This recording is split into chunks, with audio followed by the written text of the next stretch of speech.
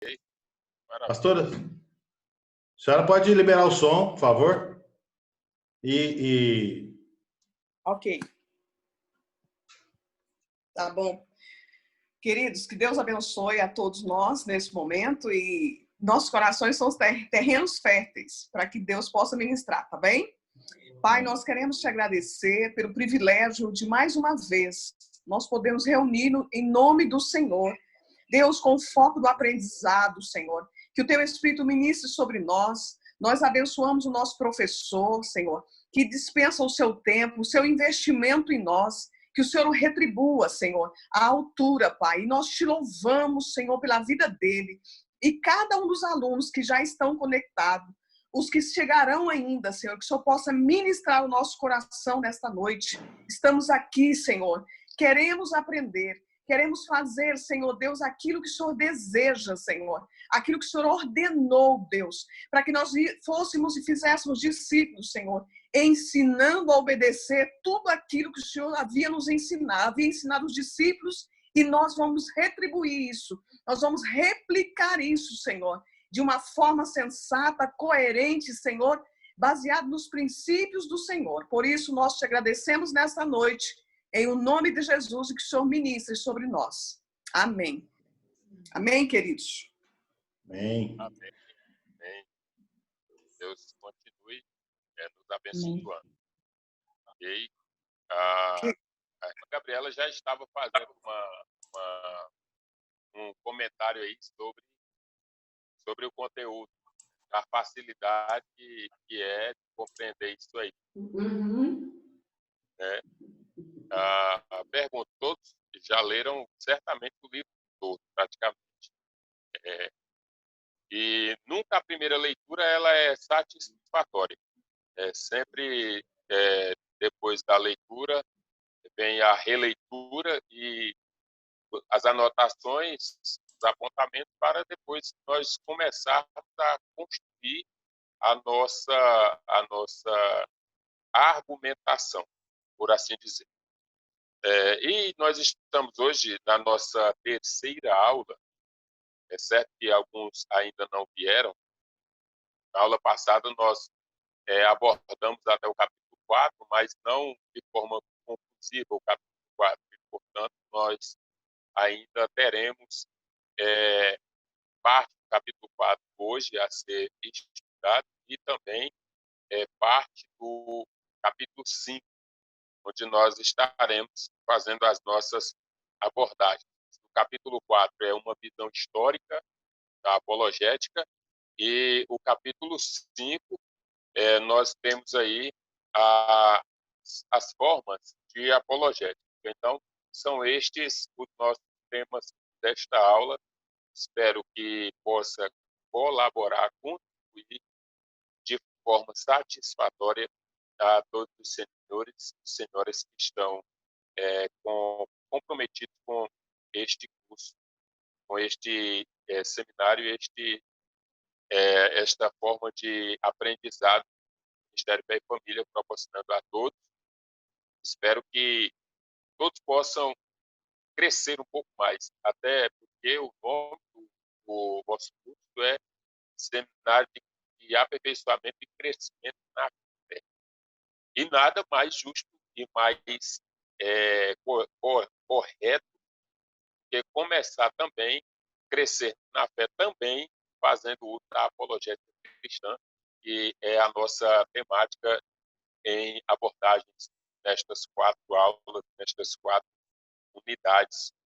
Então, diante do que nós lemos, eu pergunto como é que, para que a gente comece, como é que está o meu áudio em relação aos senhores e senhoras. Só um joinha, um ok aí, se estão me ouvindo bem, para que eu possa continuar sem cortes aqui. Então, nós estamos aí, continuando no capítulo 4, se observarmos aí a página 56 do nosso livro, dentro dessa página nós temos aí as escolas históricas. As escolas históricas.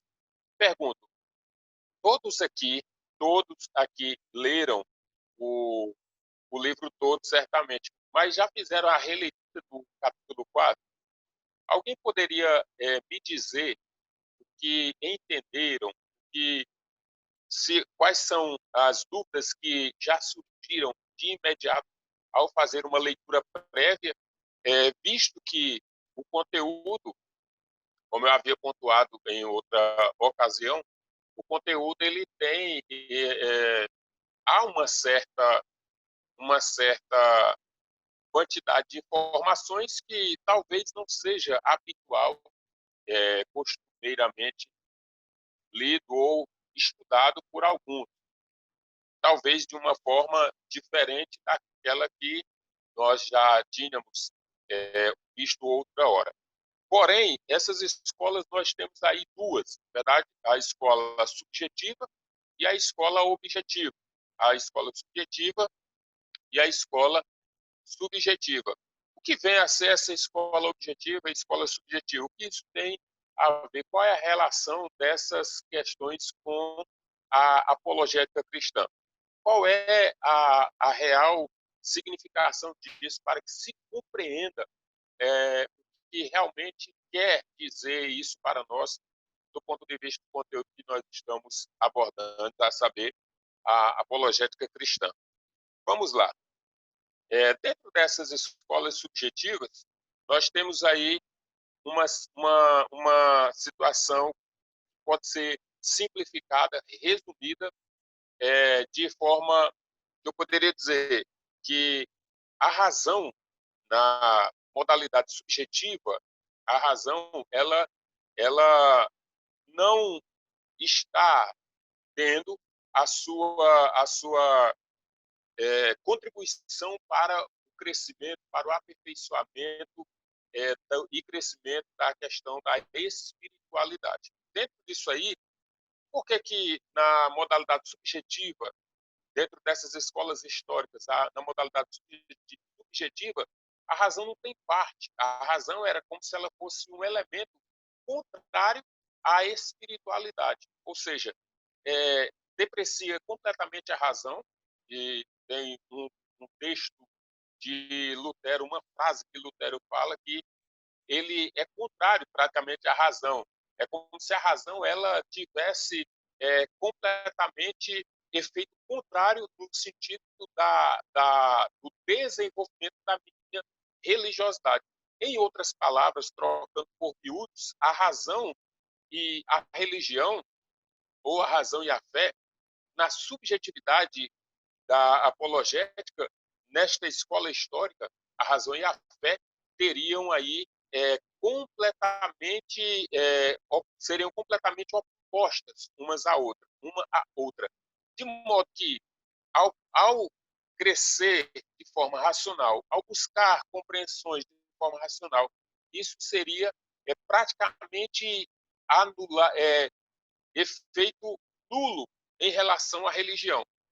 Do modo contrário, quanto menos eu me apego às questões da razão ou da racionalidade, da razão como algo que é contrário, quanto mais eu me apego, mais eu me distancio das questões da religiosidade. Então, isso por quê? Porque nós temos aqui, eu separei um texto que diz assim: o pecado cegou o entendimento do ser humano. Ora, quando o pecado cegou o entendimento do ser humano, aqui, dentro desta proposta da escola histórica subjetiva, este cegar, esta ação que provocou a cegueira nas pessoas, no homem, por consequência do pecado, este entendimento do ser humano ele agora se torna incapaz de promover a sua espiritualidade ou buscar o crescimento por causa deste entendimento corrompido, porque o pecado lhe cega. Ao cegar-lhe, então, o ser humano não teria possibilidade nenhuma de estar manifestando este entendimento, esse crescimento. Talvez isso ajude a explicar porque Lutero ele faz algumas afirmações, e algumas das afirmações que Lutero faz, dentre eles que a razão é como se ela fosse algo completamente algo promíscuo, vamos dizer assim.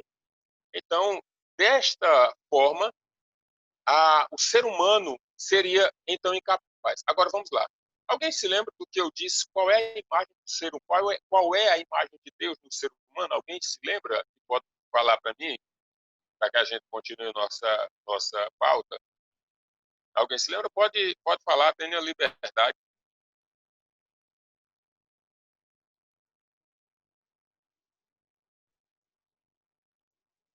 Alguém se lembra? Qual é a imagem de Deus no ser humano?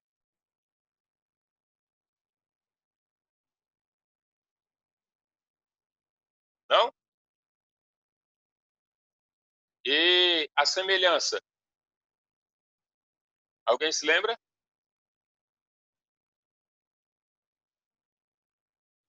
Pode falar.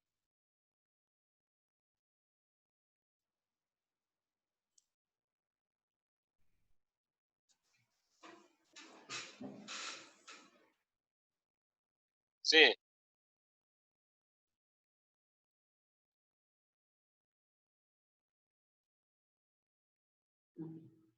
Ninguém quer falar, pastor. Tá. Houve um silêncio. Eu Silêncio pensei profundo. por um momento, que pudesse ser o meu áudio aqui, a Não. minha audição, mas enfim, que bom que sinalizaram e percebi que não era o meu áudio, bom por um lado, por outro preocupante. Mas vamos lá. A imagem de Deus no ser humano, quando Deus diz assim, façamos o homem a nossa imagem e semelhança, então ele fala, a imagem de Deus do homem é intelecto, sensibilidade e vontade. Agora vocês se lembram.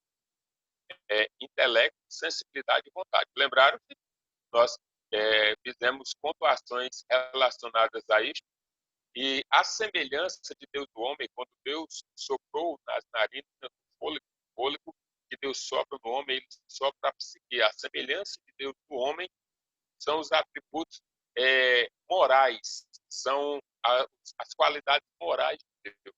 Porque Deus tem as suas qualidades naturais, são os atributos naturais, que Miller Erickson pontua como natural, mas outras linhas teológicas colocam como atributos exclusivos. Dentro desses atributos exclusivos está a onisciência, a presença, a potência, a transcendência, imutabilidade.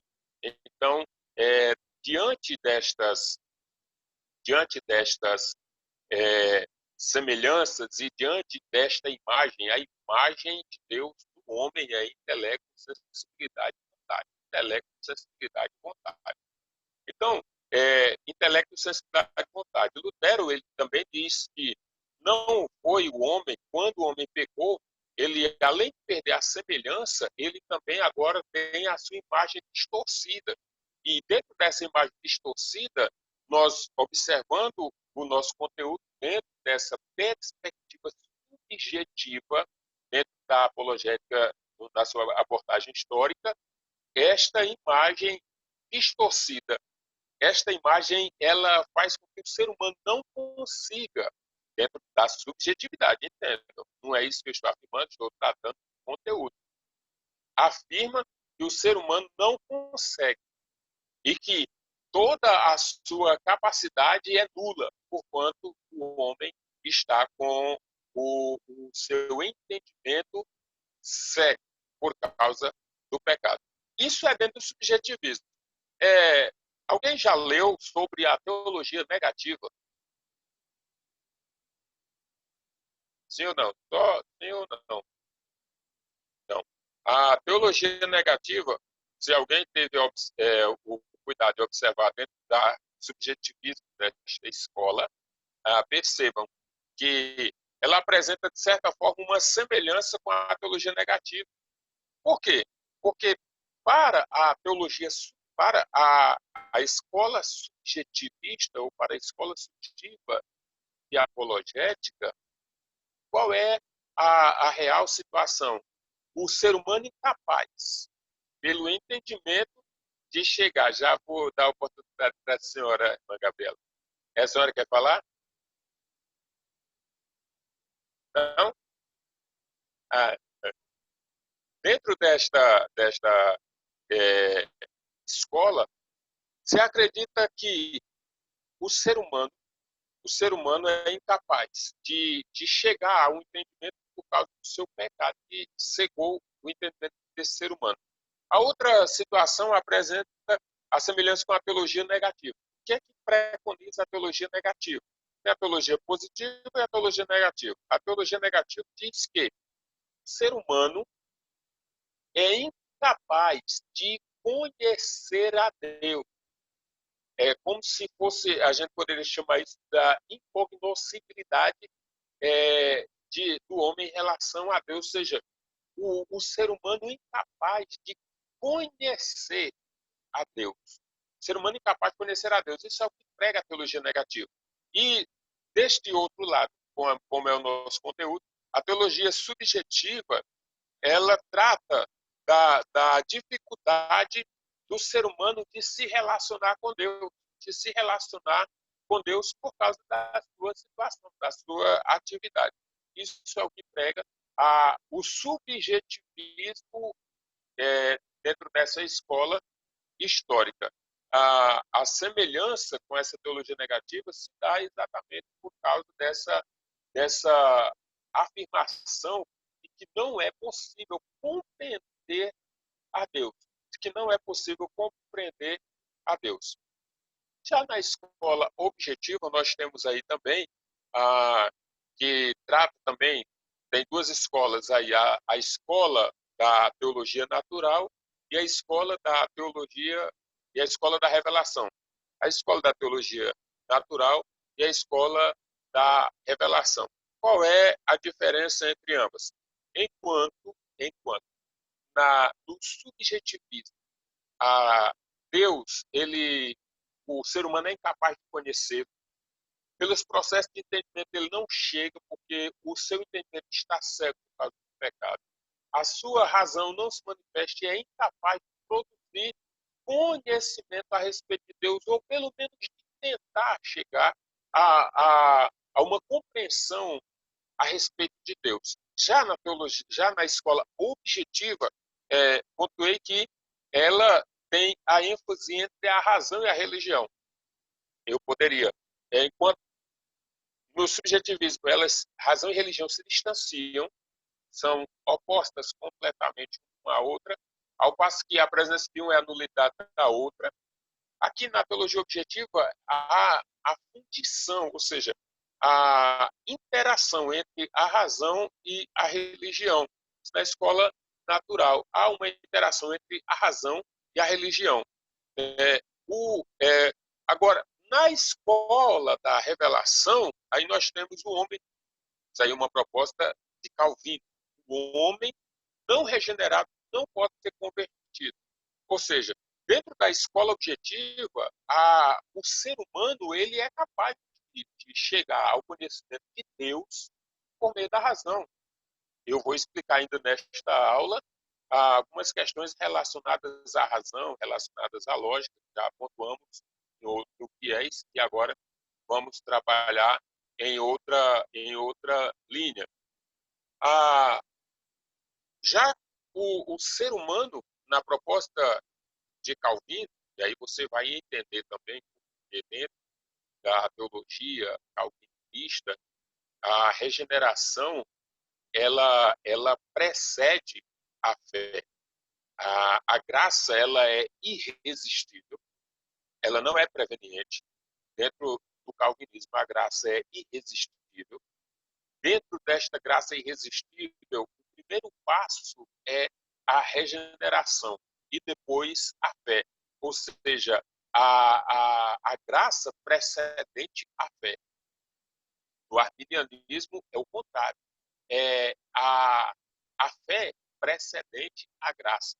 No calvinismo, eu primeiro conheço para depois crer, de certa forma. No calvinismo, eu primeiro sou regenerado, completamente mudado, e depois é que eu vou crer, compreender e entender os processos de salvação.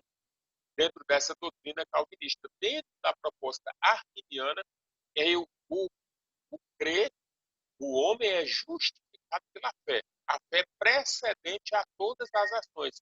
A base de tudo é a fé. Primeiramente eu criei, depois eu conheci. Primeiro crer, depois conhecer. Esta é a nossa base. O homem não regenerado, dentro da escola objetiva, o homem não regenerado não pode ser convertido. Dentro dessa proposta, ele tem condição de chegar à salvação, sim. Mas essa regeneração ela vem antes. Só que o homem só se converte depois desse ato regenerador. Ora, isso é uma proposta da teologia objetiva, e dentro dessa proposta nós temos aí a pessoa de Calvino, que trabalha muito nesta linha de pensamento e abordagem no sentido do que respeita ao homem e o seu relacionamento com o conhecimento de Deus. Aberto aí a palavras, interrogações, perguntas, dúvidas, sugestões e etc. O que mais for necessário, estejam à vontade. Vou tomar uma água na garrafa.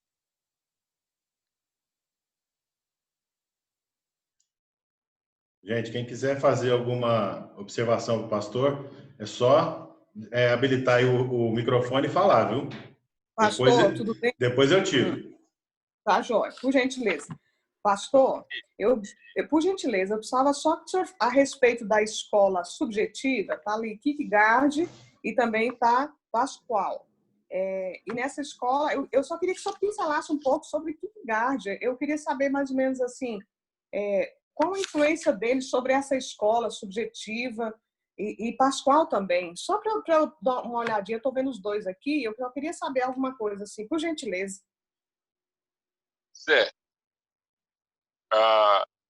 Dentro dessa... Oi, está me ouvindo? A pastora Luciane? Boa tarde. Tá dando para ouvir, pastor. Ok. Nós temos aí, a senhora falou sobre o conteúdo aberto aqui, bem pontuado, que eu gosto de fazer essas abordagens aqui. A senhora só repete a pergunta, pastor Luciano, por favor. Sobre esses dois teóricos, eu sei que a escola subjetiva, a religião e a razão se distanciam, não é isso que o senhor falou? Sim. Na escola, exatamente. E aí eu queria saber, assim, eu estudei alguma coisa sobre Kierkegaard e eu queria saber o posicionamento dele a respeito disso. Ou seja, ele seria alguém que, por exemplo, ele estaria voltado simplesmente para a razão. E ele não faz esse casamento da religião com a razão. Seria isso? Sim, ele trabalha um pouco diferente. Ele faz uma abordagem também voltada para a questão da experiência. Ele trabalha nessa possibilidade, sim. Tá? Sim. Mas ele faz uma abordagem também voltada para a questão da experiência. E a experiência ela vai para o místico. A experiência ela vai para o místico, sim. Que aí seria o metafísica, que é tão falado. Seria mais ou menos isso que eles falam sobre a questão da metafísica? Seria essa questão? O metafísico, ele dá ênfase às questões do metafísico e não apenas se prendendo nas questões da racionalidade. Para ele é possível, sim, é possível, mas ele traz esse viés da espiritualidade, traz esse viés da experiência para que se compreenda, se chegue também às questões relacionadas à crença, à fé e à construção da sua espiritualidade. Sim. Ok. Obrigada. Tá. Mais participações, estejam à vontade. Vou beber mais um pouco de água aqui. Não tem copo aqui, não, é na garrafa mesmo. Só me tira uma dúvida aí, abrindo parênteses. A professora Glaucia. Ela está em outra aula, pastor. Ela está ministrando a aula. Ela tá na sala de aula. Isso. Ela está em outra sala, mas como professora. Ah, então tá certo. Ela não tem o atributo da onipresença, porque isso é só de Deus mesmo. Então, só a presença na nossa mente, pensamento, e Deus abençoe a professora Glácia. E estenda a ela o meu agradecimento aí. Tá? Ok. Voltando aqui no nosso conteúdo, onde era que nós estávamos mesmo? Na escola da revelação, teologia objetiva, escola da revelação, escola da teologia natural, escola da revelação, e o homem não regenerado não pode ser convertido. Primeiro a regeneração, depois a conversão. Dentro do que todos aí já estudaram, o que é que vocês acham disso? O que é que os senhores e senhoras acham disso? Primeiro a regeneração, depois a conversão. O que é que os senhores e senhoras têm a dizer? Gente, um de cada vez, tá? Pode falar. Estou ouvindo. Eu vou falar. Sim. Claro que não vou acrescentar nada, mas é o que eu tenho para dizer a respeito da leitura. Eu achei assim um conteúdo bastante novo, bastante complexo, e eu vou ser sincero, eu fiz só uma leitura bastante superficial. Então eu não está muito confuso, eu não consegui ainda fechar nada, sabe? Então eu acredito que até o final da disciplina, com mais uma leitura do material, talvez tenha um entendimento melhor. Mas para mim foi um conteúdo bastante novo, bastante complexo e bastante difícil de entendimento. Então eu estou calado aqui porque nessa altura do campeonato eu sinto que é melhor eu ouvir, entendeu? Eu penso que esta observação não é apenas senhor, eu penso que não. Eu até vou abrir aqui um parêntese para fazer um comentário.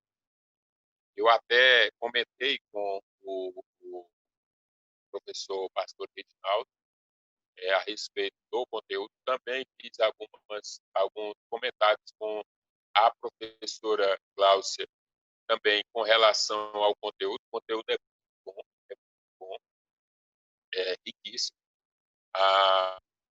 Só que,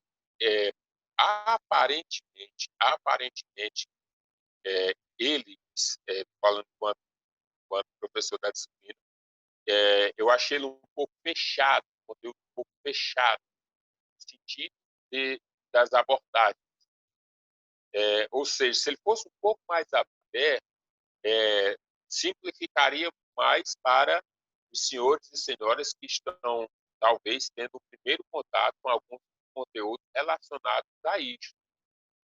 Então, penso que se ele estivesse um pouco mais aberto, vamos dizer assim, eu estou entrando no mérito do conteúdo, estou dizendo daquilo que poderia ser simplificado, ou seja, mais aberto e menos fechado, porque desta forma facilitaria um pouco mais aí as questões de conteúdo, de interpretação e aproveitamento de todos. Se alguém tiver mais algum comentário, esteja à vontade. Pastor, É 8h30 mesmo, né? Isso, eu não sei. O Guilherme que está no comando hoje. Pastor, o senhor que manda. É o senhor que manda. Tá certo. Quiser fazer um breakzinho, uma pausa 8h30, fazemos. Tá ok. 8h30 a gente faz uma parada aí para tomar um café. Sim, pode falar. Essa observação do senhor é muito importante. Por conta do quê? Porque o conteúdo é um conteúdo fantástico, mas como o pastor Moacir disse, ele é denso. E, por exemplo, há muitos de nós que faz tempo que não vão estar vendo esses teóricos, esses questionamentos. Então, assim, nós estamos mais acostumados no dia a dia para defender a fé, as coisas mais básicas do dia, são pessoas, eu diria até as religiões mais conhecidas no Brasil, que às vezes contesta muito. Seria mais ou menos isso que talvez para nós, no momento, estou dizendo para o senhor assim, que é muito rico, está gravado, nós vamos ter o privilégio de ter isso aí futuramente, isso vai facilitar muito a nossa vida, mas a questão é essa, é por conta que a nossa vivência ainda está um pouco, nós não estamos muito acostumados com muitos teóricos, e esses questionamentos, como o senhor trouxe aí, Kierkegaard, Pascoal, e assim sucessivamente. A gente conhece mais o quê? Ouve falar de Calvino, ouve falar do armenismo, ouvimos falar de Lutero, e fica só nisso. Às vezes a gente não tem uma profundidade maior ainda, mas vamos ter ainda. Nós cremos assim, e é por isso que a gente está com o senhor.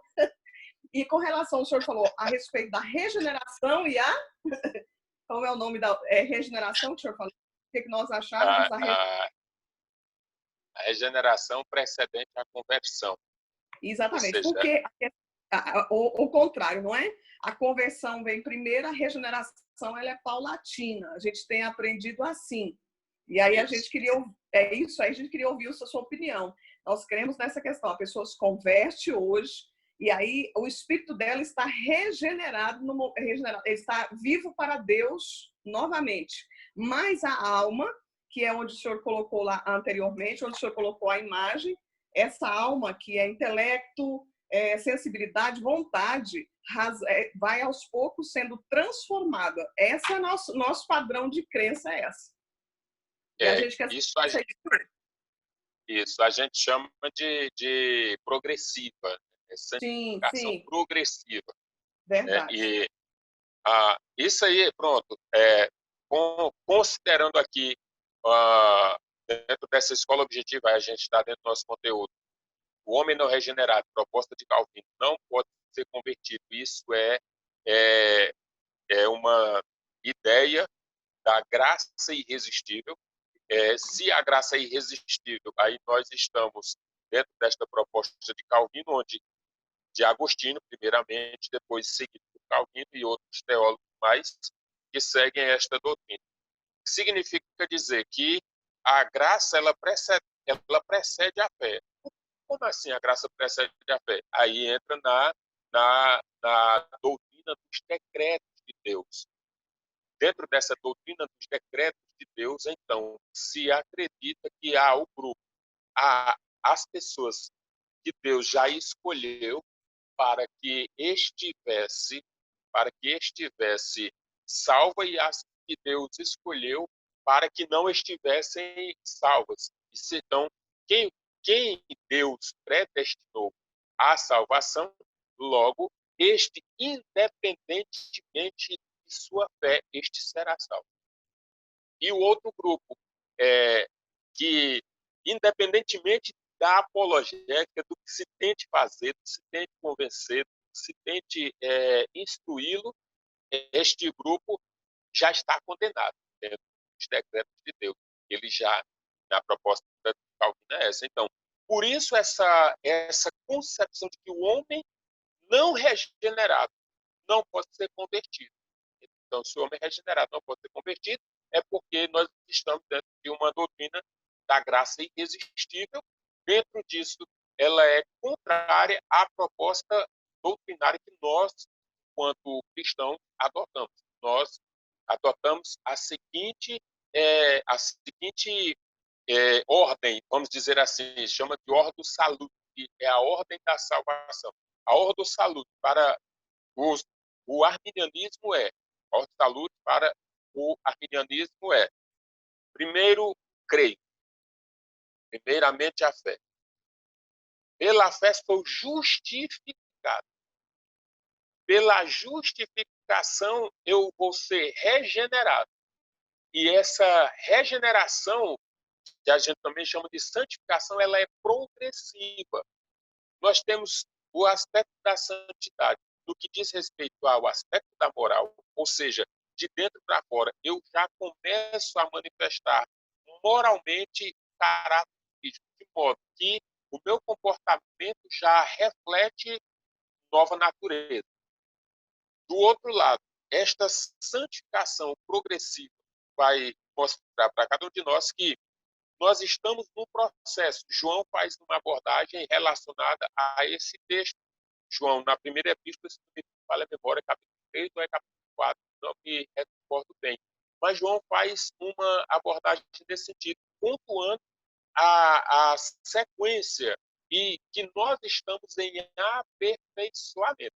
Então, isso é uma questão bíblica pontuada dentro desta realidade e no nosso intervalo eu vou pegar esse texto e vou procurar pontuar para todos vocês para a gente compreender isso aí. Então, eu poderia... É por esta razão, vocês perceberam que eu, no capítulo 2, como havia no capítulo 2 muitas questões relacionadas a seitas, religiões e pontos de vista de outros segmentos, eu procurei simplificar, porque o capítulo 2 do vosso livro, ele é praticamente conteúdo relacionado a seitas e religiões, praticamente relacionado a seitas e religiões. E no que, como a pastora Luciane falou, no que nós precisamos trazer isso de forma mais simplificada. Lembram da transversalidade, da interdisciplinaridade da teologia? A interdisciplinaridade da apologética, melhor dizendo, ela perpassa a teologia sistemática, a teologia histórica, a teologia bíblica e a teologia prática. Então, nós precisamos trabalhar também dentro da teologia prática. Então, quando nós vamos desenvolver e trabalhar conteúdo de apologética, eu preciso trabalhar apologética. Quando eu falo de doutrina da salvação, estou dentro da teologia sistemática. Quando eu estou falando de contando, narrando os fatos, trazendo à tona as afirmações e abordagens destes teóricos aqui ao longo da história, eu estou trabalhando teologia histórica. Quando eu venho para dentro da Bíblia, pontuando questões relacionadas às escrituras propriamente ditas, eu estou trabalhando teologia bíblica.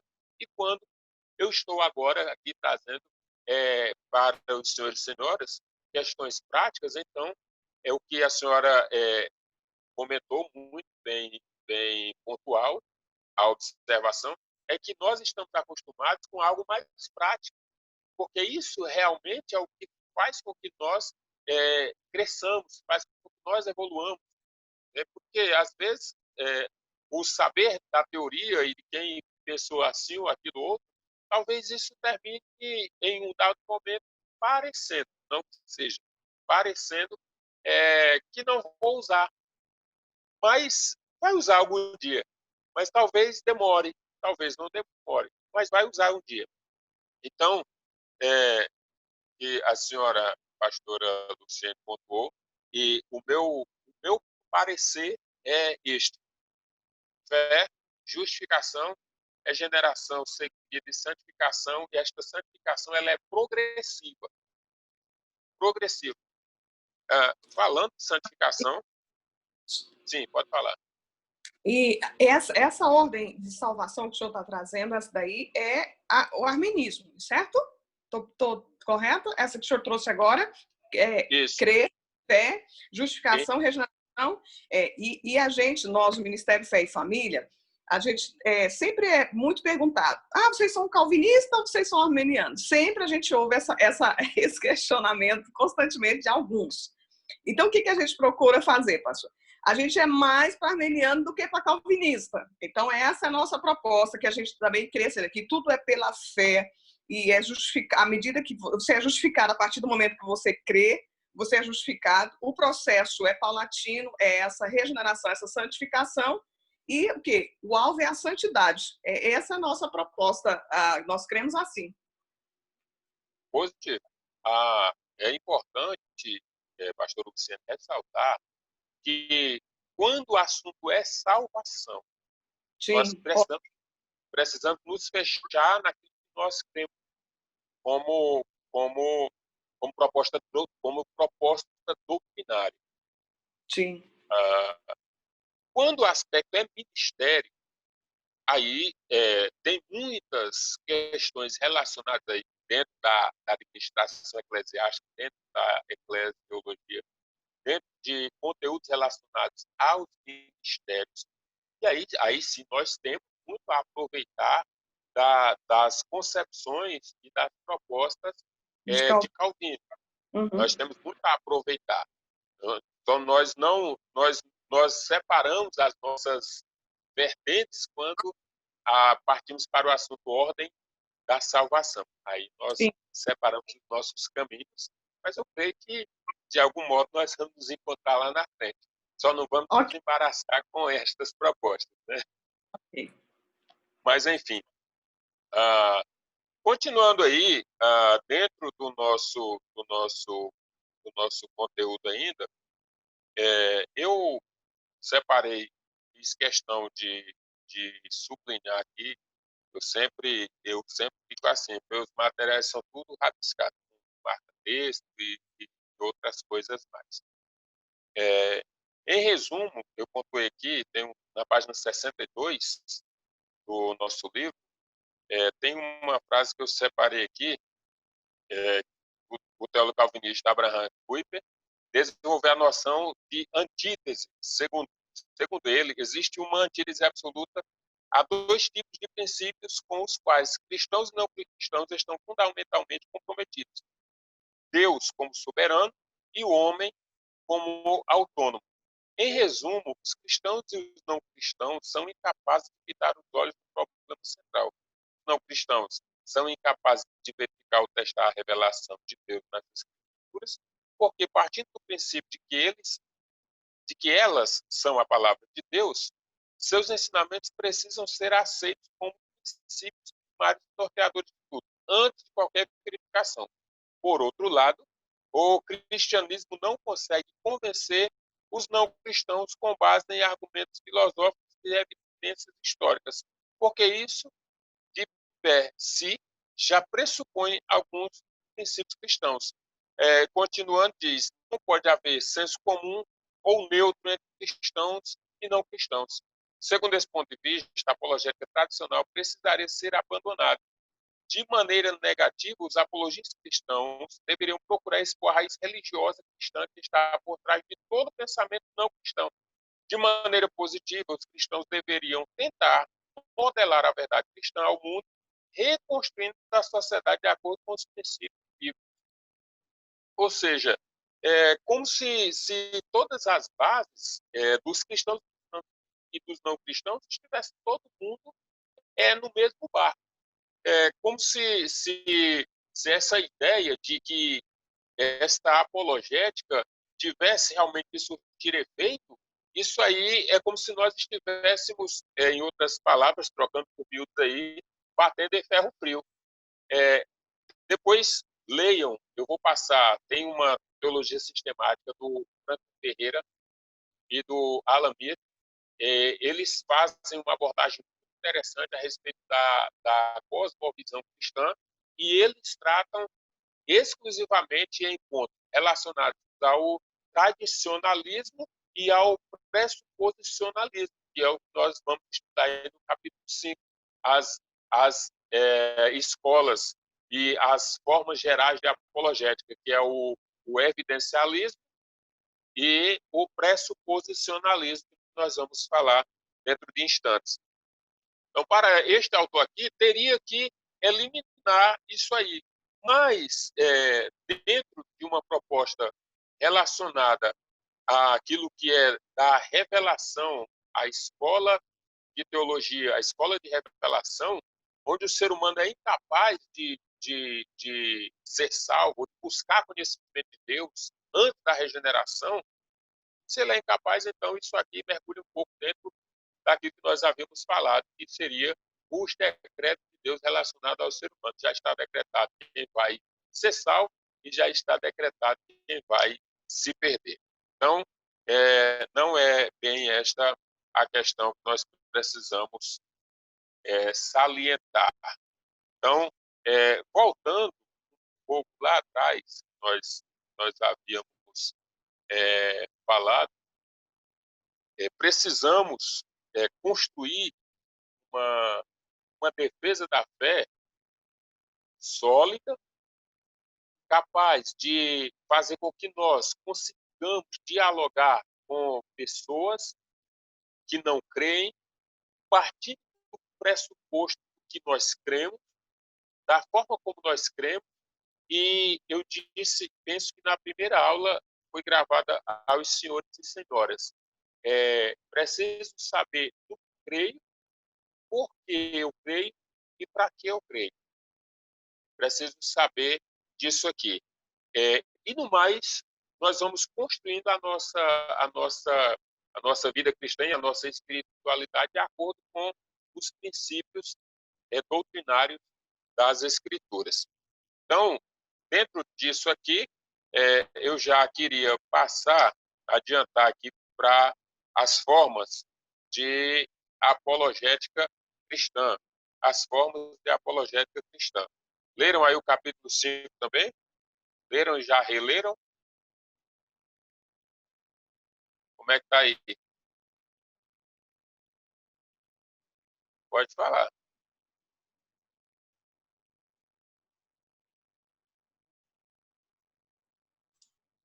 Faz um silêncio. Alguém poderia dizer para mim, com suas palavras, considerando o que você leu, apresente aí com suas palavras o que o senhor ou a senhora entendeu por apologética evidencialista.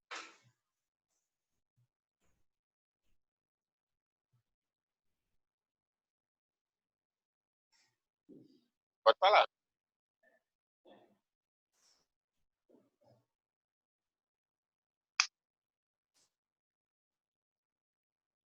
Que a senhora ou o senhor entendeu por apologética evidencialista.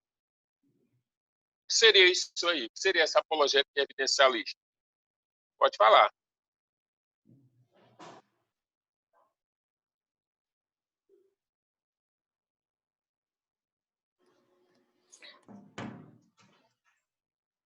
Pastor, em resumo, seriam as evidências materiais que favorecem a validade do cristianismo. Certo? Perfeito. Em resumo, em resumo, é isso aí. São as evidências, as comprovações empíricas, as comprovações dentro da história que validam esta verdade do Evangelho. Certo? A senhora está correta, pastora, na sua observação. Então, a apologética evidencialista. Esta escola, eu fiz aqui, separei aqui algumas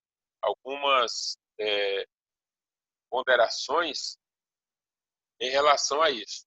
Está na nossa página 68. O uso da razão mostra-se limitada para encontrar respostas a questões que transcendem. Sim. Deixa eu só fazer uma observação, sou eu aqui.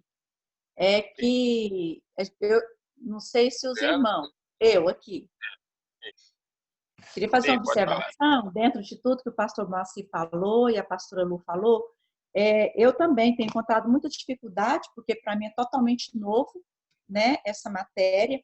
E um dos quesitos é que a nossa página do nosso livro não está batendo com o que o senhor fala. E eu, particularmente, tenho maior facilidade, né? Mesmo tendo lido, eu vou procurar o conteúdo, você pode ver que eu fiquei tentando e não estou encontrando, porque no caso aqui, o capítulo 5, ele começa na página 47. Ah, tá. Porque me passaram o e-book. Isso, então a gente está tendo essa dificuldade. Mas é o capítulo 5. Observação, tá? Isso, tá, eu estou no capítulo 5. Certo. Formas de apologética cristã, capítulo 5 aí. Nós temos a evidencialista, pressuposicional, filosófica, profética, doutrinal, bíblica, moral e científica. Nós estamos dentro desta proposta da apologética evidencialista, trocando conteúdos. A apologética evidencialista, eu trouxe aqui 5 pontos. 5 pontos, e aí não tem no vosso conteúdo, e se quiser tomar nota, esteja à vontade. A apologética evidencialista é apresentada e exposta em 5 pontos. Esses 5 pontos eu vou falar um por um agora e depois eu volto dando uma explicação sucinta a respeito do que seria isso. primeiro, o ponto de partida lógico. Segundo, terreno comum. Terceiro, prova da verdade. Quarto, o papel do raciocínio. E quinto, a base da fé. A apologética evidencialista, ela tem essa roupagem que aparentemente parece inofensiva. Aparentemente parece bíblica, ortodoxa, aparentemente. Mas vamos lá aos comentários. Primeiro, o ponto de partida lógico. A lógica é necessária. Eu fiz algumas abordagens a respeito da lógica, a respeito disso. Antes, o que é lógica? Lembra que eu falei de três princípios lógicos, três princípios da lógica aristotélica? Eu trabalhei o princípio da identidade, o princípio da contradição e o princípio terceiro excluído. Quando nós estamos falando de apologética evidencialista, então, se é evidencialista, eu estou trabalhando completamente com o campo da razão. Estou trabalhando completamente com o campo da ciência. Vem comigo aqui. A razão, ela se manifesta elas são três capacidades: a compreensão, julgamento e raciocínio. A razão, ela se manifesta na nossa mente, promovendo compreensão, julgamento e raciocínio. Isso aqui é a razão. Elas expressam três capacidades por meio de termos. Os termos podem ser claros ou confusos, as proposições podem ser verdadeiras ou falsas, e os argumentos podem ser lógicos ou invalidamente lógicos. Então, quando nós vamos para estes argumentos evidencialistas dentro dessa proposta apologética, resumida aqui, pontuada e apresentada em 5 pontos, o primeiro que eu disse é o ponto de partida lógico. O que é esse ponto de partida lógico? Significa dizer que toda a compreensão a respeito das verdades essenciais da Escritura, de Deus, do povo, de todas as questões relacionadas à Bíblia, tudo parte de um ponto lógico. E aí, lógico, isso faz parte, e é interessante que seja assim. Vamos lá. Só que toda essa construção, ela vai partir de um ponto de vista que seja empírico. Então, a teologia, a apologética evidencialista acredita na morte de Jesus, na existência de Jesus, acredita em tudo, ou quase tudo, melhor dizendo, disso. Qual que é a questão doutrinária relacionada a isso? O ponto de vista e a pressuposição da apologética evidencialista se resume em, primeiro a pesquisa, primeiro a ciência, e a pesquisa vai evidenciar o fato bíblico.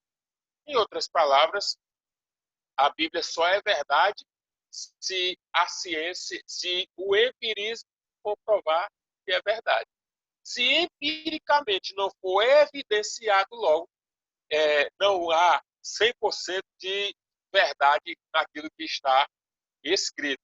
Olha o quanto é perigoso essa linha da apologética evidencialista. Então, segundo ponto. Primeiro ponto é o ponto de partida lógico. O segundo é o terreno comum. O que seria o terreno comum? O terreno comum seriam os fatos. Quais são os fatos?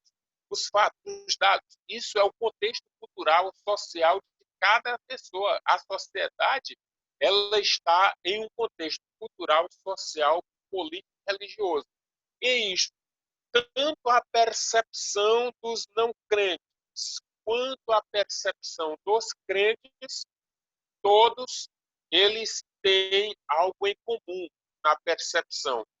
Tem apenas pontos divergentes quando o assunto é como eu vejo o mundo como ele é. Como eu vejo as questões relacionadas a qual é a minha visão de mundo. É como se nós estivéssemos assim. Eu estou aqui, o outro está aqui. E tanto eu estou certo no meu ponto de vista, no meu parecer, enquanto também o outro está certo no meu ponto de vista, no seu ponto de vista e no seu parecer. De modo que cada um vai chegar em um único denominador. Ou seja, dentro desta ideia de que o terreno é comum a todos, o ímpio e o justo estão no mesmo barco, na mesma dificuldade, na mesma incompreensão. Apenas o ímpio está vendo de uma forma e o justo está vendo de outra. E não há diferença nisso, portanto, os fatos e os dados são comuns a todos. Então, esta é a segunda parte. O terceiro ponto é a prova da verdade. Como é que a verdade é comprovada na apologética evidencialista? A verdade é comprovada a partir dos estudos, a partir das comprovações científicas. Então, Jesus morreu, há comprovações científicas, há comprovações históricas, há dados da sua existência? Sim. A teologia, inclusive a teologia liberal, nega o Cristo da fé, mas acredita piamente na existência do Jesus histórico. O Jesus histórico existiu, o Cristo da fé apenas produto da mente dos cristãos que trabalharam o misticismo no primeiro século e transferiu isso aí, proliferou para toda a humanidade. Mas a prova da verdade são os dados históricos, dados científicos. Então, a quarta parte dos 5 pontos do quarto é o papel do raciocínio. E aí, o ponto esse que defendem a lógica intuitiva da ordem do universo, a existência de Deus e a ressurreição. Olha aqui, vem comigo. O que é que dentro deste papel do raciocínio, qual que é a defesa da apologética evidencialista? A defesa da apologética evidencialista diz que é do estudo do universo para a existência de Deus e a ressurreição de Jesus. Então, Deus existe? Sim. Jesus morreu? Sim. Ressuscitou? Sim. Mas qual é a base disso? A base disso é o raciocínio, a base disso é a lógica. Mas essa lógica está fundamentada, primeiro, no que a ciência apresenta para depois chegar no denominador comum.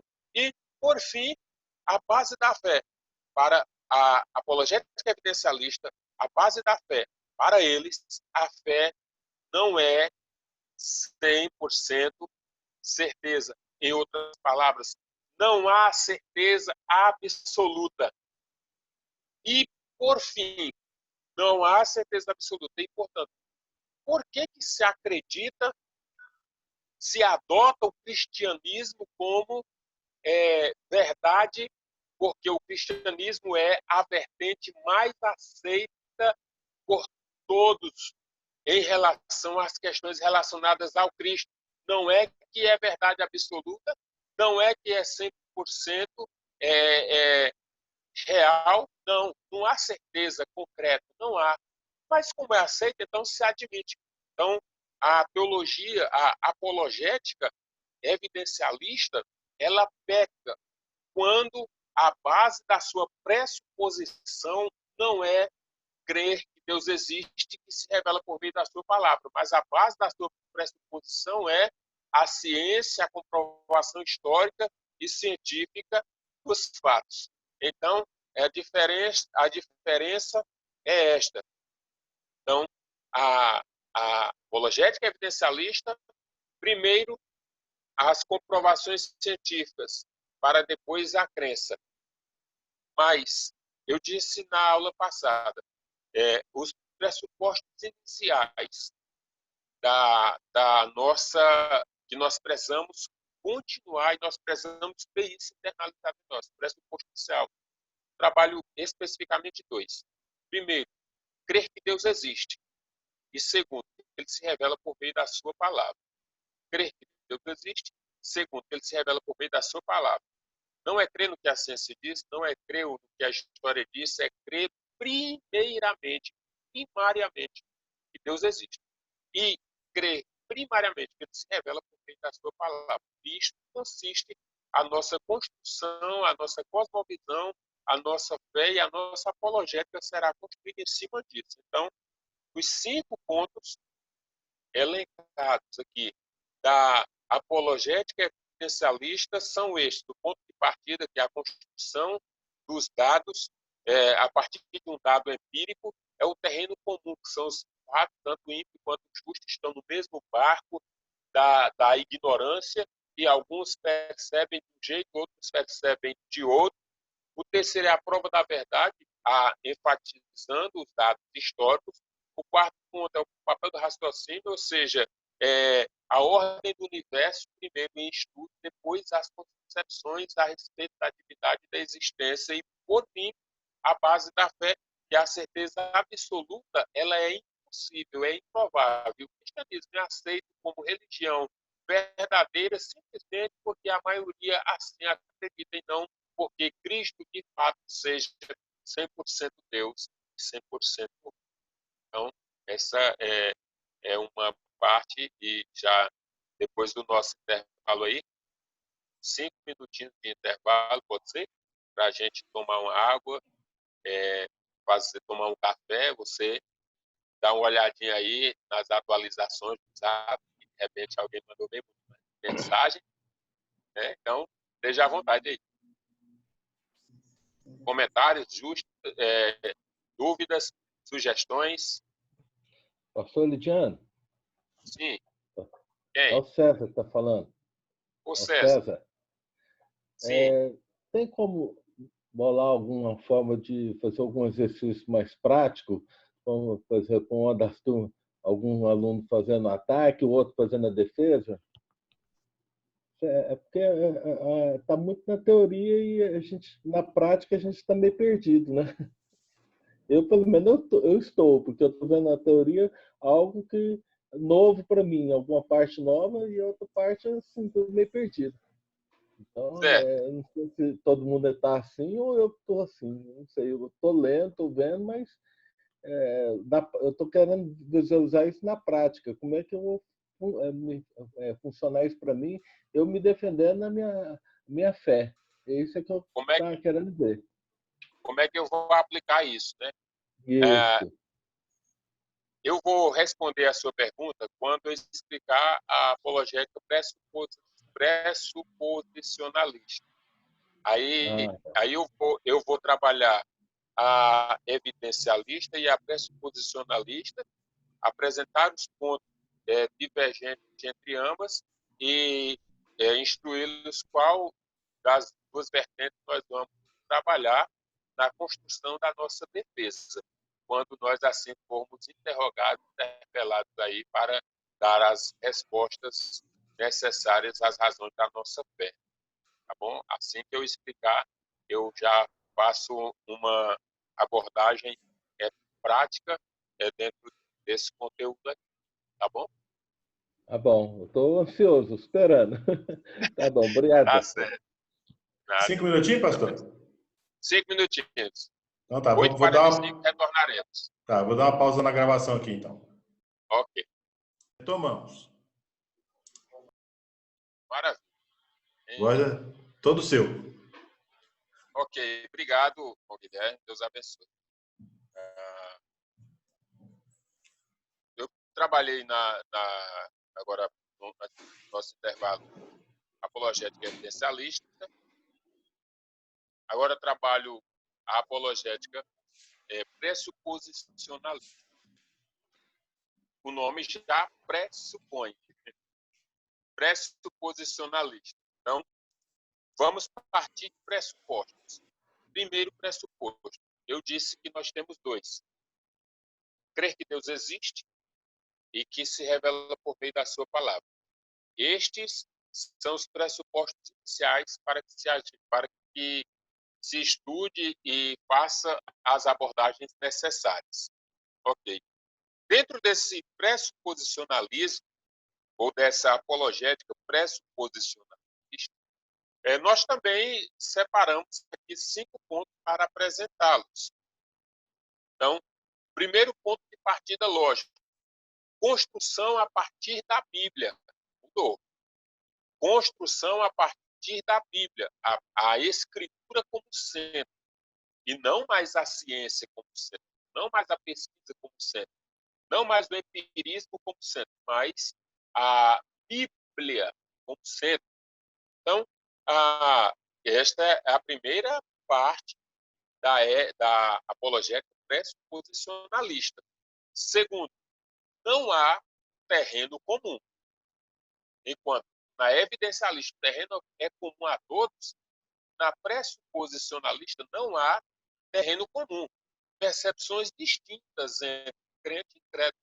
Não tem como o incrédulo ver da forma como o cristão vê. É impossível a percepção de mundo de uma sociedade, é impossível que essa percepção de mundo de uma sociedade sem Deus seja semelhante a uma percepção de mundo da sociedade cristã. É impossível. Então, olhe que as diferenças elas estão aumentando. A prova da verdade, enquanto a prova da verdade ela é manifestada por meio dos fatos e dados históricos, aqui do pressuposicionalismo, a verdade ela é provada e a Bíblia ela é comprovada na sua autenticidade. Então, a Escritura ela está no centro. O papel do raciocínio, enquanto Deus, enquanto o papel do raciocínio da mente humana nasce na ordem da criação do universo e depois na existência de Deus, assim como na crença na ressurreição de Cristo, aqui o cristão usa a cosmovisão. Para quê? Para desconstruir o quê? Argumentos contrários àquilo que é doutrina sagrada. E comprovar por meio desses argumentos o quanto um ímpio está equivocado nas suas percepções de mundo e, portanto, precisa mudar de caminho, mudar de percepção, construir novas ações, novas atitudes, a fim de que haja crescimento e transformação na vida desse indivíduo. E, por fim, a base da fé no evidencialismo é uma, e no pressuposicionalismo, a base da fé, a palavra é a autoridade de Deus. A palavra é a palavra de Deus autoritativa, a palavra que manifesta, que revela a autoridade de Deus em relação a tudo e a todos. Aí você pergunta, agora, irmão César, como é que eu vou usar isso aqui no meu dia a dia? Talvez não com essa roupagem de evidencialista e pressuposicionalista, talvez não com essa roupagem, mas eu penso que, de um modo ou de outro, nós estamos nos deparando com alguém querendo que nós provemos ou comprovemos que a Bíblia está certa. E quando alguém manifesta o interesse de querer que eu prove que a Escritura realmente é verdade infalível, absoluta, este alguém já está partindo de um pressuposto contrário ao meu. E ao partir de um pressuposto contrário ao meu, ele já vai construir uma argumentação. E esta argumentação que ele vai construir, primeiro, o que é que o argumento precisa ser? O argumento precisa ser claro. Ele não pode ter ambiguidade. Vamos voltar um pouquinho, pensar um pouco aqui em questões que eu falei mais atrás. Argumentos não racionais não são irracionais. Como é que é isso, pastor? Existem pessoas que o argumento dela é muito forte. E aí, em específico, falando aí com César, o argumento dela é tão forte, tão contundente, tão convincente, que, se nós não tomarmos cuidado, a gente termina cedendo ao argumento. Há um texto que eu gosto muito de ler, e ainda hoje estava observando, que o argumento ele é como uma pedra de diamante. Ele não produz energia, mas ele reflete a claridade e uma realidade que as pessoas ficam encantadas, embora não produzam energia, mas ao refletir a luz, ela revela uma realidade, uma verdade que encanta os olhos das pessoas. O argumento, se você deixar se levar por ele, ele faz com que você faça o que não queria fazer, siga o que não queria seguir e converta-se ao que não queria se converter por meio do argumento. Mas o argumento, para ele ser válido, ele precisa não ter ambiguidade. Para que o argumento seja válido, a proposição será verdadeira se ela corresponder à realidade. E o argumento será válido se todas as premissas levarem realmente a uma conclusão correta. Para que um argumento seja verdade, eu não posso, eu tenho que conhecer quando algo é uma falácia lógica. Vocês já ouviram falar em sofismas, ou sofistas, ou a escola sofista. O sofisma, o que é isso? O sofisma é um raciocínio falso com aparência verdadeira.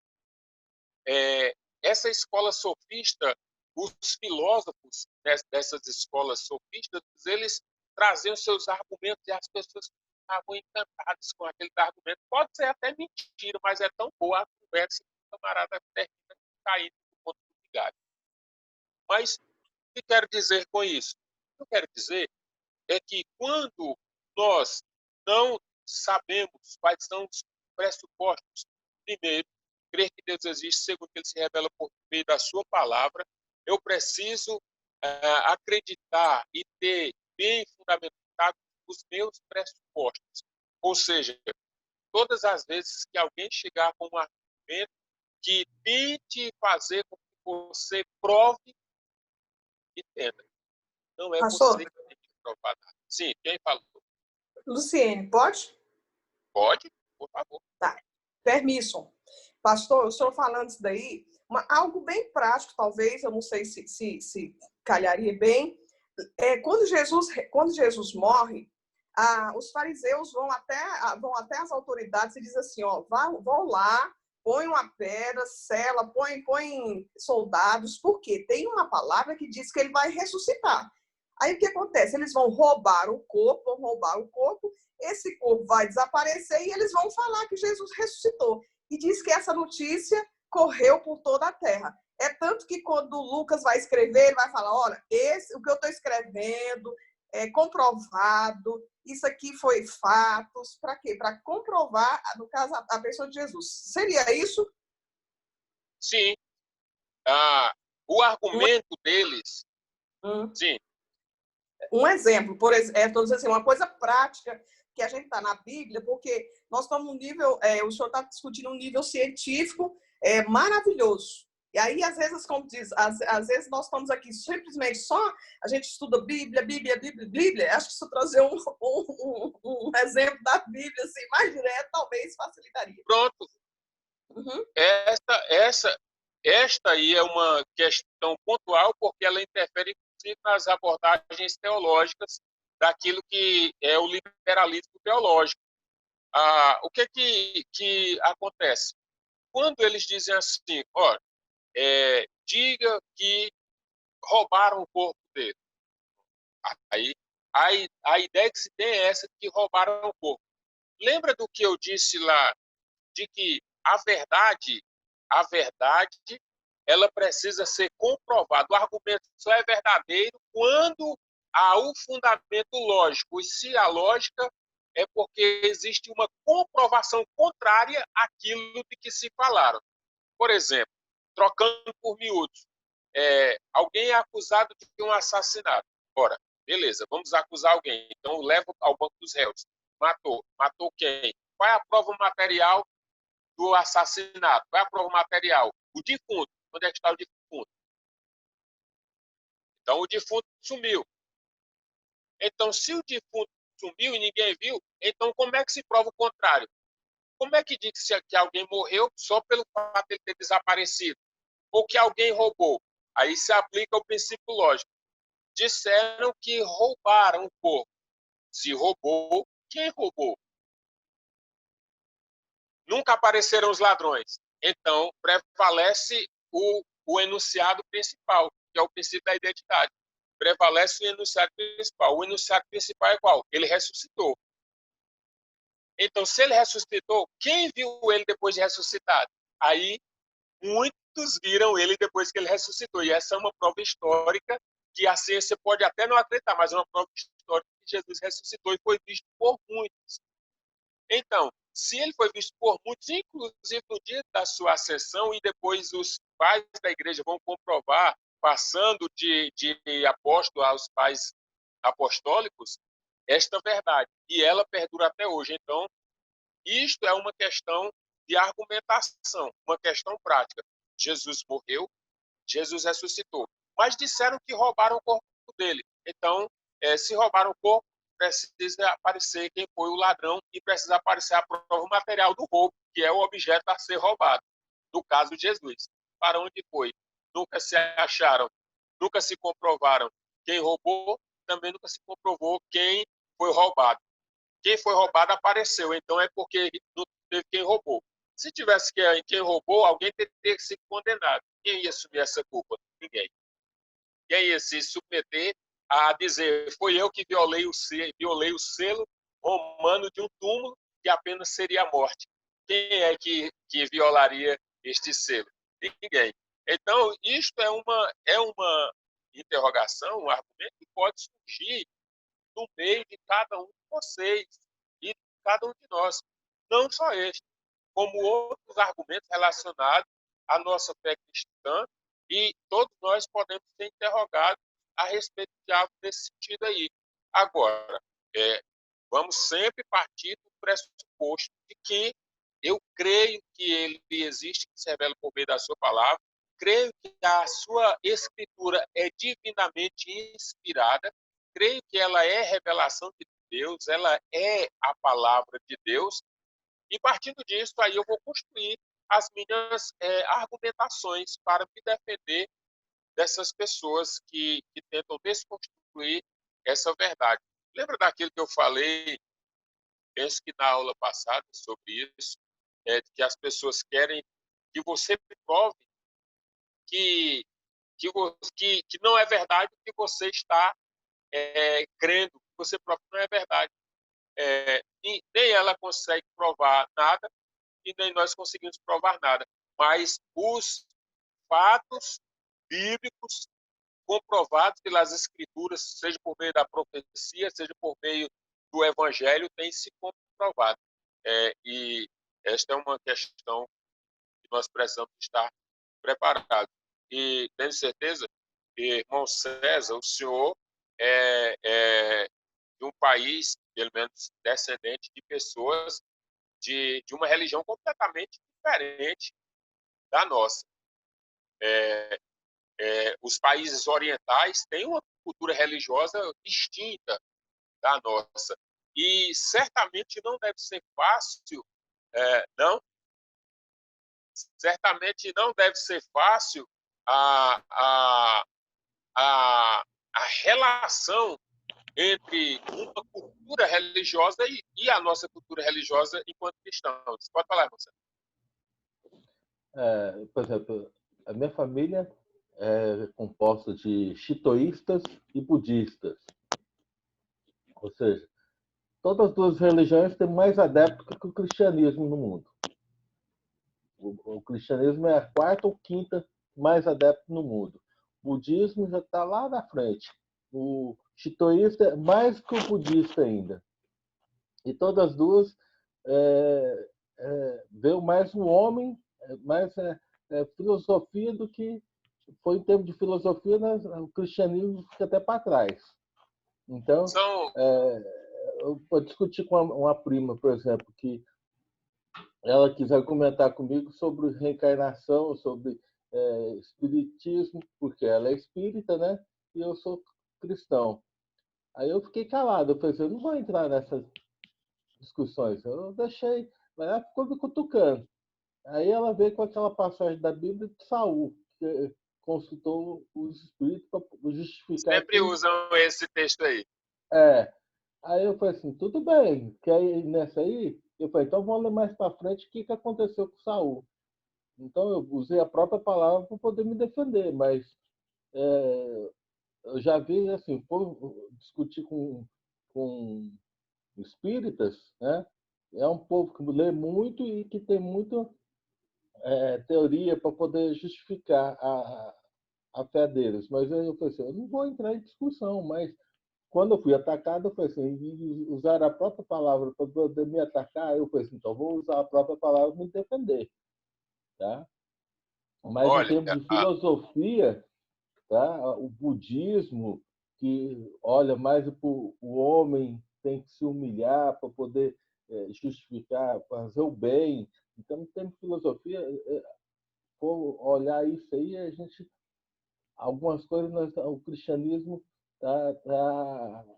não tem comparação, entendeu?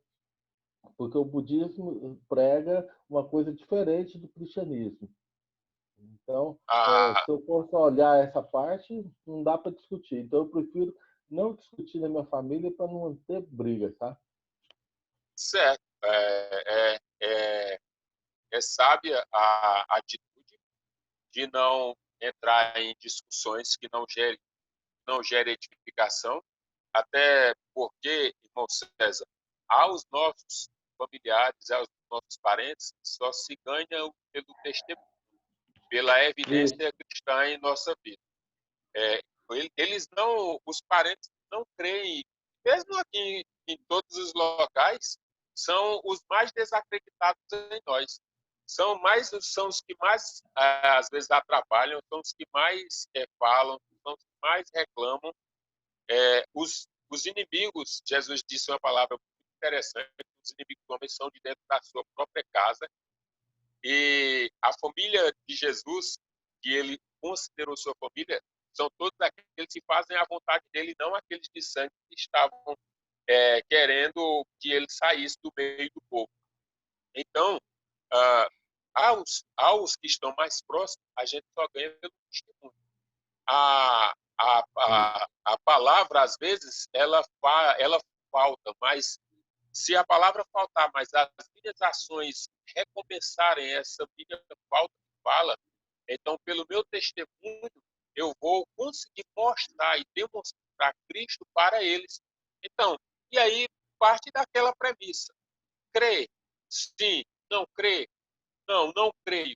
Então, cada um fica com a concepção da sua fé, agindo de acordo com os princípios norteados pela Escritura, e a partir daí o Espírito vai trabalhar de modo a convencê-los de que alguém está no lugar errado e alguém precisa mudar de decisão, de posição. Então, quando o comportamento do senhor é coerentemente com as Escrituras, isso aí é um testemunho de vida que não pode ser apagado pela não crença de alguém em relação à sua fé.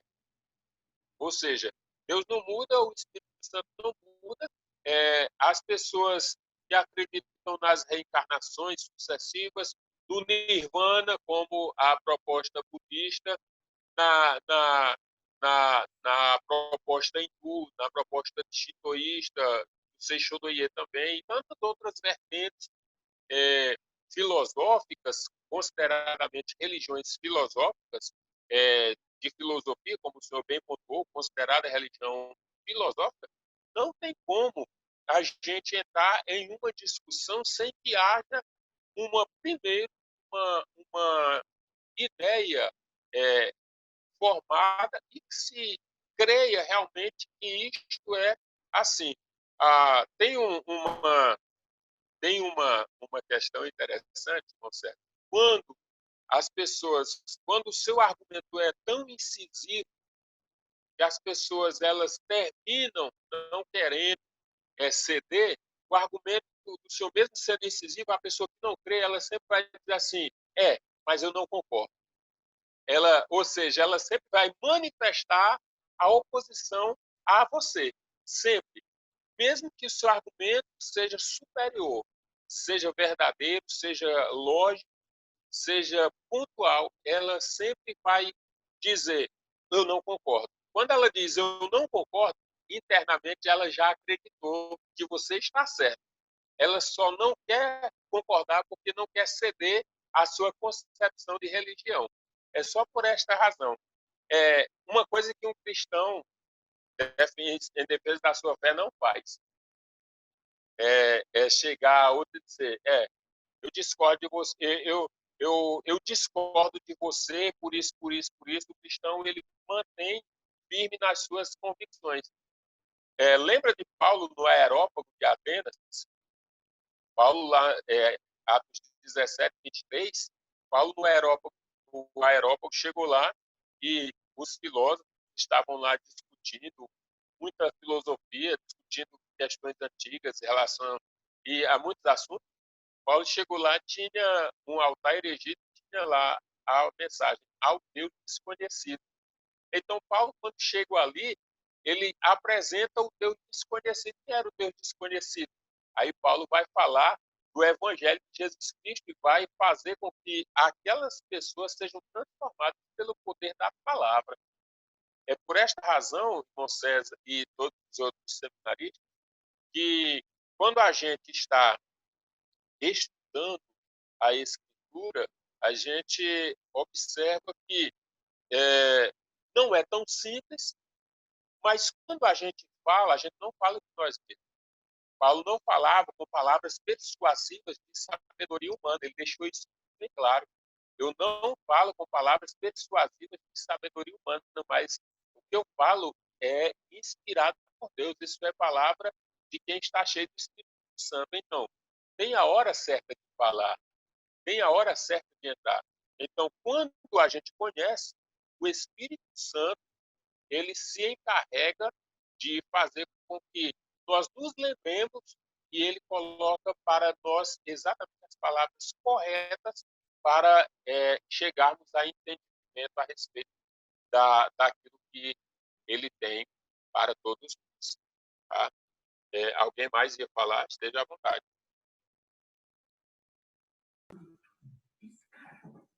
Pastor, assim, só a título de argumentação, nem sei se é o momento agora falar sobre isso, mas eu não sei se é Deus que coloca no caminho da gente, para a gente ser obrigado a estudar, aprender e falar sobre, mas eu tenho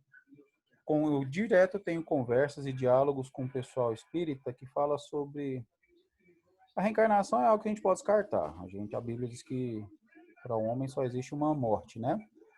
Mas na questão de consultar espíritos, e o pessoal cita muito essa passagem de Saul, quando ele foi tentar consultar Samuel e tal. A palavra de Deus, se eu não me engano, me corrija se eu estiver errado, diz para a gente não fazer esse tipo de consulta, porque a gente não sabe que espírito que virá até nós, né? Uma vez que a palavra fala para nós não fazermos isso, porque nós não sabemos o que vai chegar até nós, se é algo dos céus ou não, nós não temos capacidade de identificar. Quando eles falam que existem os espíritos, a gente há de concordar, certo? Mas como que eu vou contra-argumentar em cima disso? Porque eles falam, mas às vezes a unidade de luz, não sei o quê. Eu falei, cara, mas a Enel nem tá lá.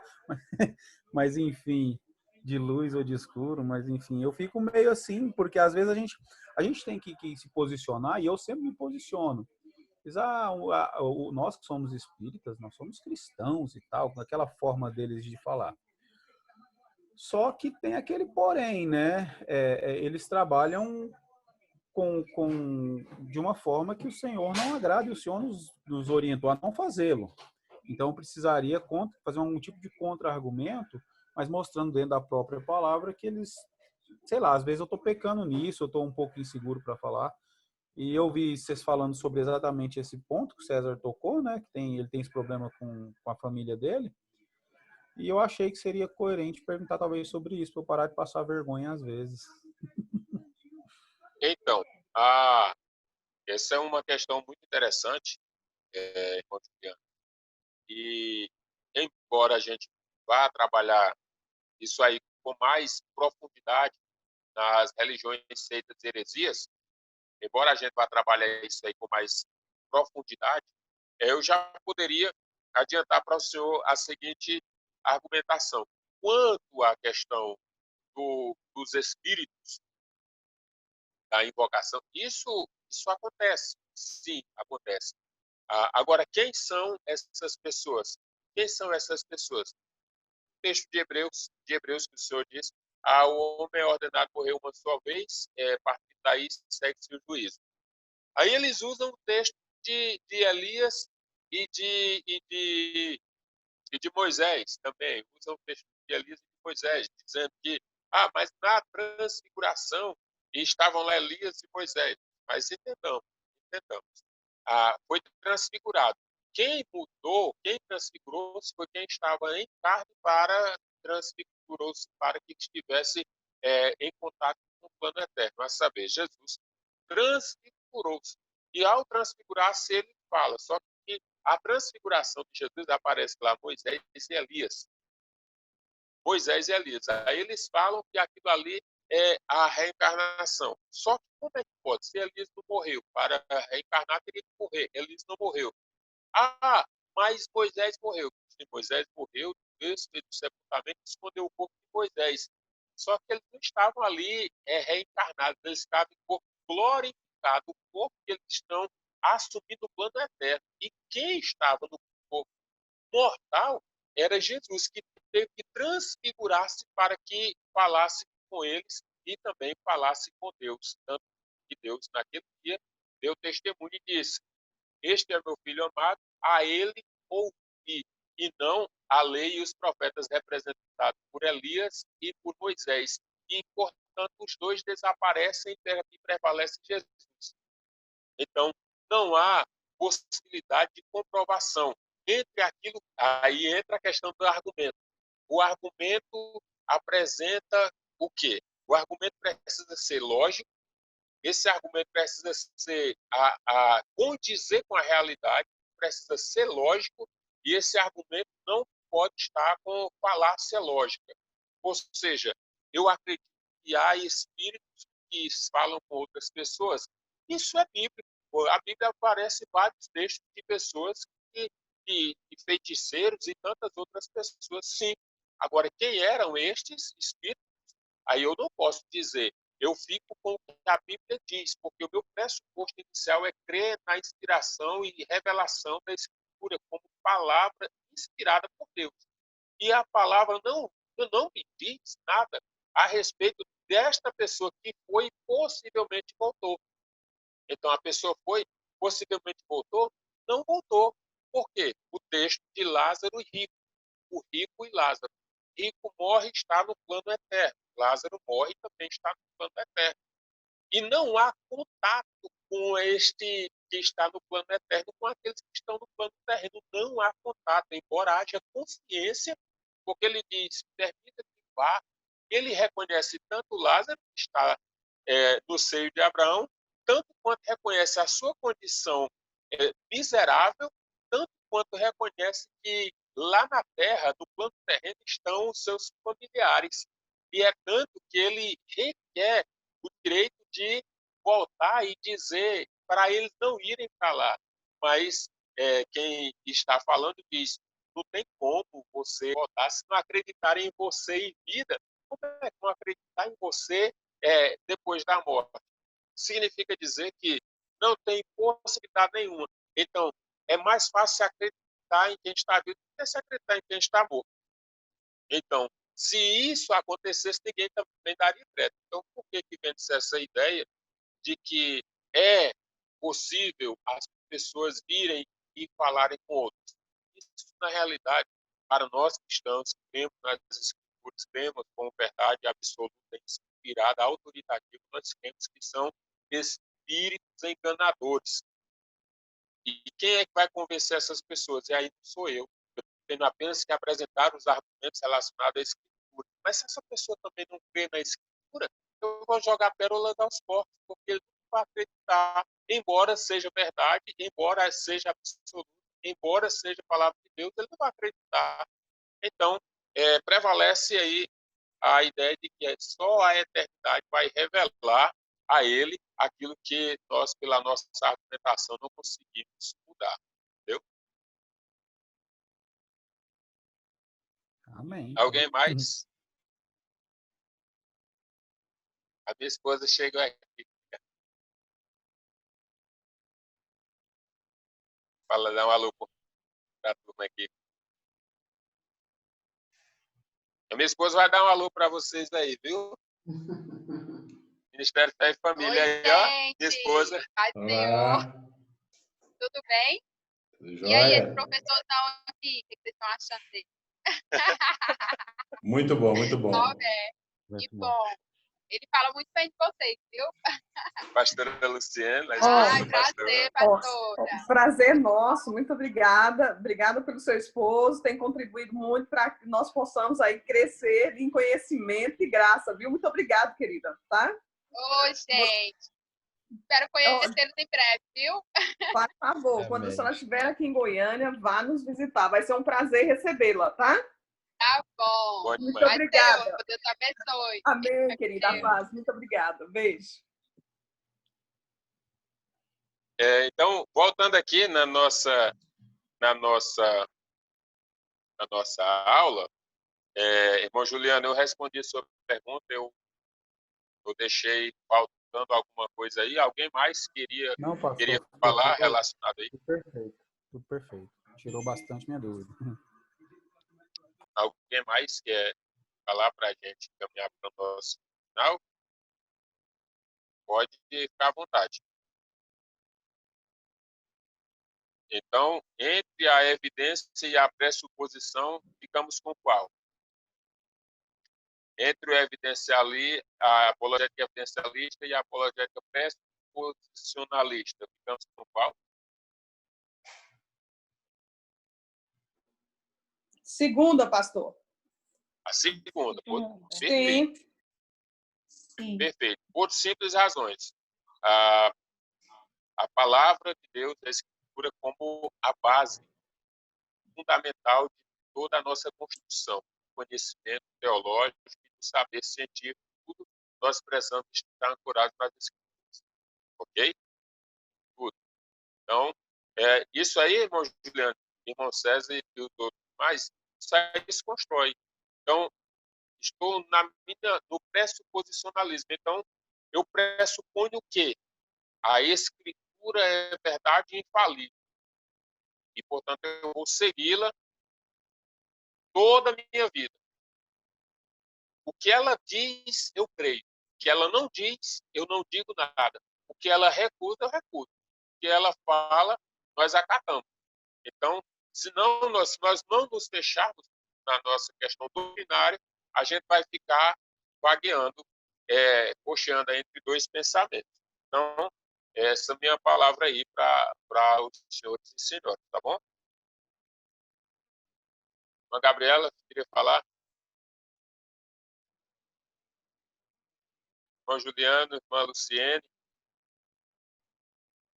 Irmã Luciene está fazendo anotações ali. Pode falar, irmã Luciene.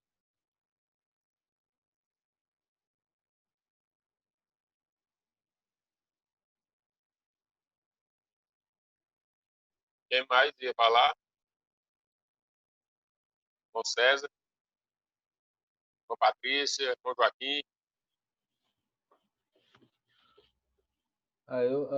Pastor, eu pelo menos fico só nessa pressuposicionalista. Eu não saio para outra porque eu não saberia até me defender na outra, mas nessa aí eu estou tranquilo. Eu acho que é ter a palavra como base, como defesa, e o que está lá eu falo o que está na palavra. O que não está, eu fico calado e levo. Se tiver que levar a surra, eu vou levar, mas eu não vou ficar quieto.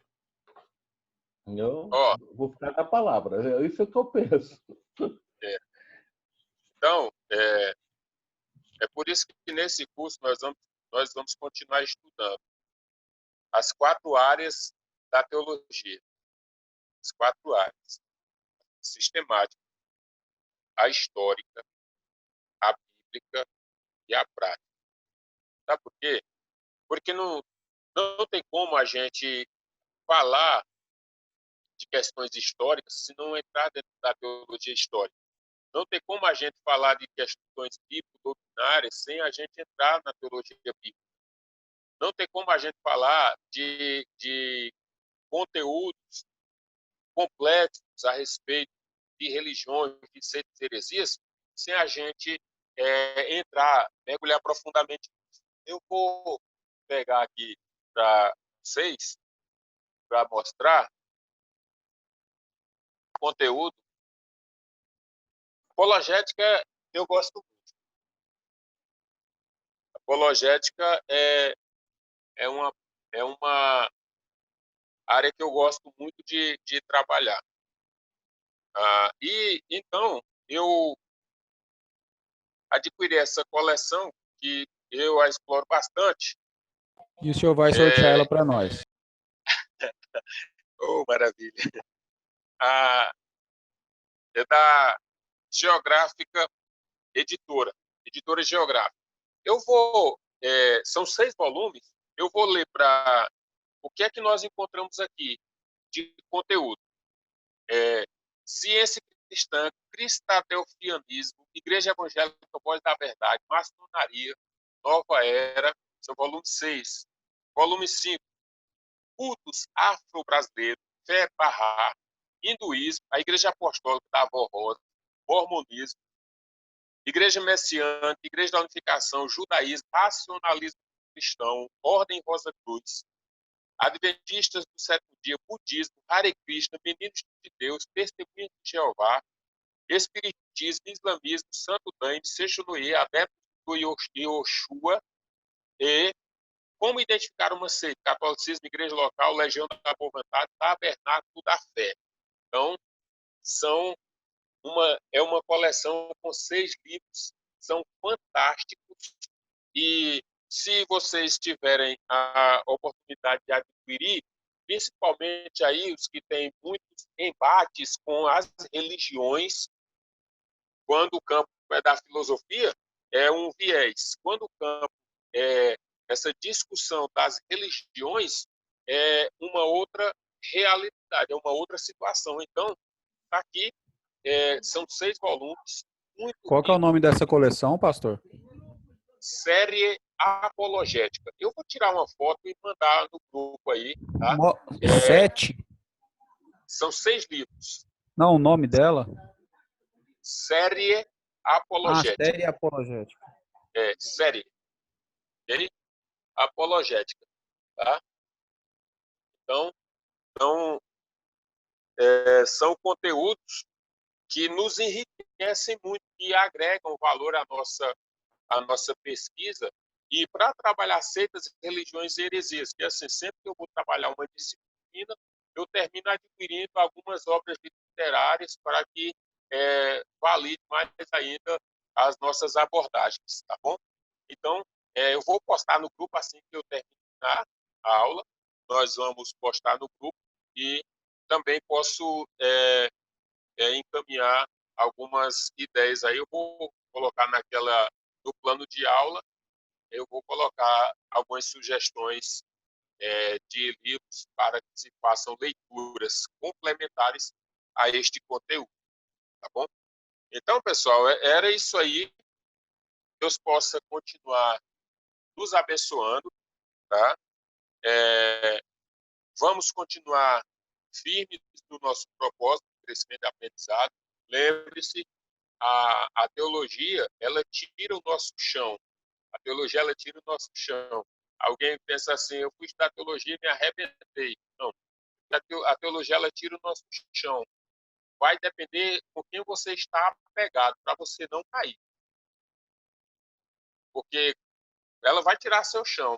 Se você estiver agarrado em Deus, com as suas convicções, você não vai cair, você vai se sustentar. Aí a teologia vem colocando uma base diferente daquela que você tinha construído. Portanto, você, ao se envolver, se comprometer com o conteúdo, conhecimento teológico, você vai se fortalecendo, vai sendo mais confiante assim, naquilo começou a andar de bicicleta, em princípio foi muitos tombos, né? Caiu muito de bicicleta. Certamente você já levou uma queda de bicicleta. Eu creio que você sabe andar de bicicleta. Eu já levei muitas quedas de bicicleta. Só que passou o tempo, você aprendeu tanto e domina tanto o objeto que você já pedala sem as mãos no guidão. Quem já pedala sem as mãos no guidão? É a segurança que você tem, que é tão grande que você tira as mãos do guidão e não está nem aí para nada mais. Sabe por que isso acontece? Pela segurança que você tem a respeito daquilo que você está andando sobre ele. Então, quando você tem as convicções e conhecimento necessário, você não sai por aí caçando conversa nem contendendo com alguém. Mas quando alguém chega em você, aí você diz, chegou em mim é porque está precisando que eu manifeste alguma coisa da parte de Deus e conhecimento da parte do Espírito para este alguém. Então, permaneça, não fique inibido nem tímido para me mandar as perguntas.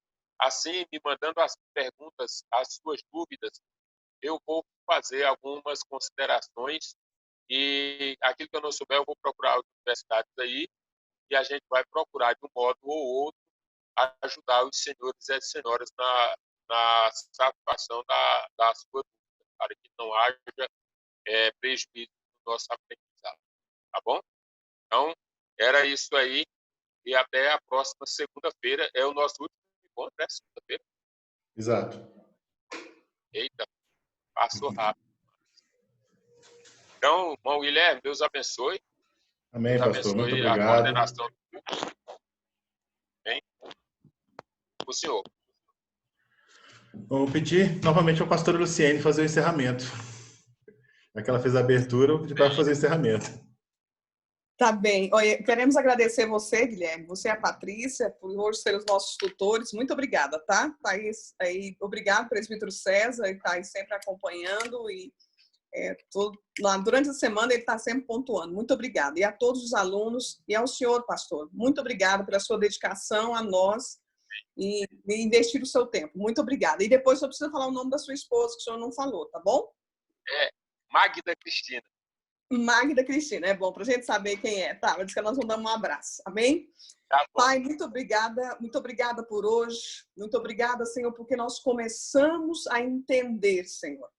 Muitas coisas que foram ditas aqui, Senhor, foram trazidas frutos, Senhor, de um investimento de estudo. Obrigada por isso, Senhor. Espírito Santo, conceda a cada aluno, a cada um de nós, Senhor, a capacidade em Ti de fundamentarmos a nossa fé, Senhor, para que possamos ser pessoas sólidas em Ti e ajudar aqueles que precisam. Muito obrigada por tudo, em nome de Jesus. Amém. Amém, pastor? Muito obrigada. Obrigada a todos os alunos. Amém. Deus abençoe.